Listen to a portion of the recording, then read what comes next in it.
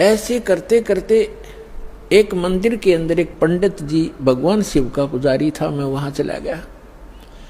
उसको अपना दुख रोया। दयालु था ब्राह्मण, मुझे सीने से लगा और कहा, बेटा यहाँ तो ऐसे ही कहर गिरते हैं, आप भक्ति कर लो, स्वर्ग में चले जाओगे, वहां दुख नहीं है। ब्राह्मण को ज्ञान स्वर्ग तक का ही था। और कहा, बेटा तू दीक्षा ले, गुरु बनाए बगैर मोक्ष नहीं होता। अब कागभूषण बता रहा है कि मेरे इतने पाप थे, पापी के पिछले जन्म जन्म के कभी भक्ति शुरू नहीं करी थी। मेरे अंदर भक्ति प्रवेश करने में 6 महीने लग गए, लगातार संत के साथ रहने में। अब 6 महीने तक मैं मंदिर में रहा, रोज उनकी कथा सुनता, वचन सुनता, पर नाम लेने की इच्छा कभी मैंने व्यक्त नहीं की। गुरुजी कहते, महात्मा जी के बेटा दीक्षा ले ले। मैं कान्ना पे कह टाल जाता, ना हाँ कहता ना कहता। और दीक्षा उसी को प्रफुल्लित होती है जो सब इच्छा से अपनी लगन से प्राप्त करता है। जबरदस्ती दिया हुआ ज्ञान नाम काम नहीं करता। तो उस पंडित जी ने इसलिए उसको जोर नहीं दिया। 6 महीने के बाद कहता, लगातार सत्संग सुनने के बाद मुझ पापी के कुछ पाप नरम हुए और तब मैंने दीक्षा प्राप्त की।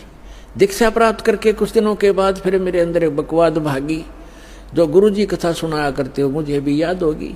मैं युवा था, गुरुजी वृद्ध हो गए थे, मेरी आवाज में कसक थी। जितने भी श्रोता थे अब मेरी तरफ आकर्षित हो गए कि और कहने लगे, हो आप तो गुरुजी से भी बढ़िया ज्ञान सुनाते हो।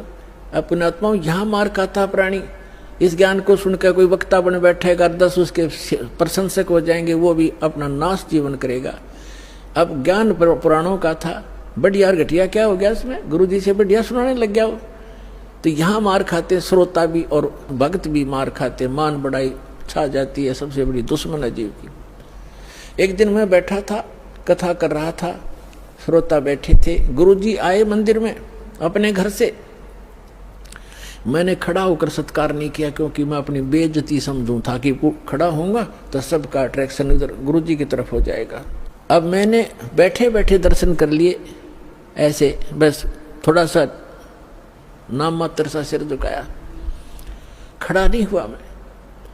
अब गुरुजी तो आए थे, अपना लगे पूजा पाठ करने मंदिर में। एक कोने में बैठकर वह आकाशवाणी हुई मंदिर में, कह रहे दुष्ट, तूने अपने गुरु का अनादर किया है, तुझे 1 लाख वर्ष के लिए नरक में डालता हूं। भगवान शिव की आकाशवाणी हुई, क्योंकि ब्राह्मण शिव का पुजारी था।